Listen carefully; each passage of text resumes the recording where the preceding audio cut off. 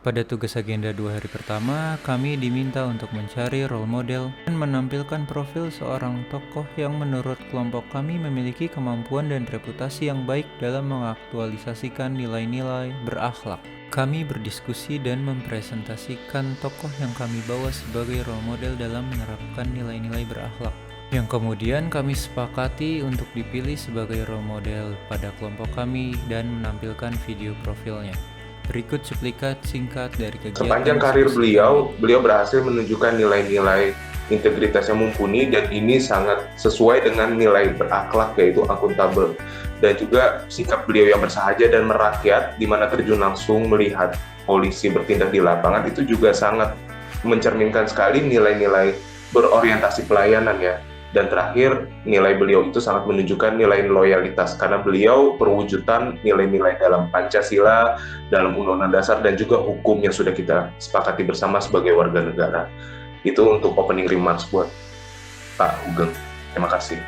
Selain sebagai proklamator dan negarawan yang ulung, beliau ini juga seorang ekonom yang sangat aktif dan kontributif dalam pergerakan bangsa. Beliau ini memiliki beberapa karakter, seperti yang pertama atas kompetensinya, yang mana beliau menyumbangkan banyak gagasan dalam pembentukan konstitusi negara, yang kemudian beliau juga mengeluarkan maklumat 10 yang menjadi tonggak awal demokrasi Indonesia, dan juga di bidang ekonomi beliau juga sangat aktif memberikan sumbangsi perkembangan koperasi di Indonesia. Maka dari itu beliau dapat dijuluki sebagai bapak koperasi, yang mana hal tersebut merupakan sikap karakter kompeten.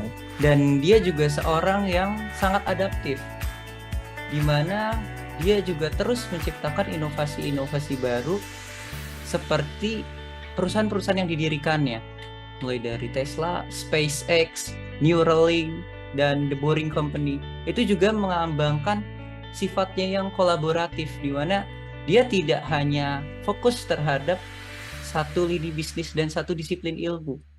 Menurutku ketiga-tiganya sama-sama mencerminkan sih, tapi mungkin yang ini ya lebih komplit dan juga banyak berpengaruh juga pada bangsa kita, aku sih Bung Hatta.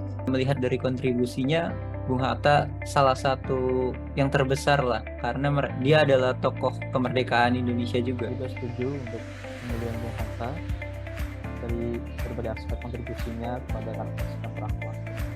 Kelompok kami memilih Bung Hatta sebagai tokoh yang kami jadikan panutan dalam mencerminkan sikap dan nilai berakhlak berdasarkan diskusi dan pemaparan yang telah kami sampaikan tadi.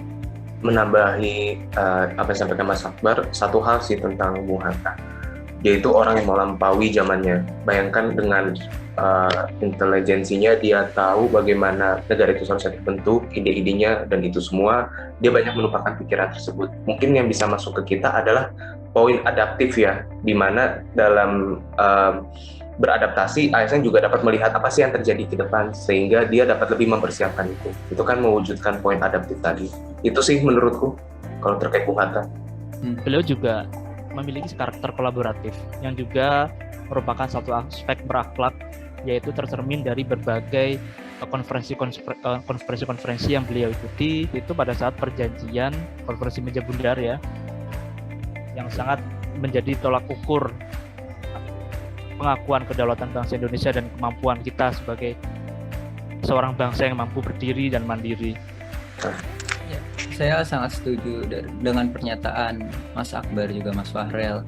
Dan poin yang menurut saya paling saya apresiasi dari Bung Hatta juga salah satunya yang mengganti sila pertama dengan syarat Islam menjadi ketuhanan yang Maha Esa, itu saya sangat mengapresiasi. Nilai berakhlak digambarkan Muhammad Hatta mulai dari kedisiplinannya yang menggambarkan berorientasi pelayanan, perannya menjadi wakil presiden, perdana menteri luar negeri, dan juga peran-peran lainnya menunjukkan sifatnya yang akuntabel. Ia pernah menempuh pendidikan di Handelshogeschool yang kini menjadi Universitas Erasmus Rotterdam, menunjukkan sikapnya yang kompeten dan terus belajar mengembangkan kapabilitas. Gagasannya mengganti sila pertama pada Piagam Jakarta merupakan pelambangan sifatnya yang harmonis, dan ide cemerlangnya membuat terobosan ekonomi menjadi bapak koperasi Indonesia merupakan sifat yang adaptif, dan kemampuan serta perannya di dunia internasional untuk bernegosiasi merupakan bentuk kolaborasi.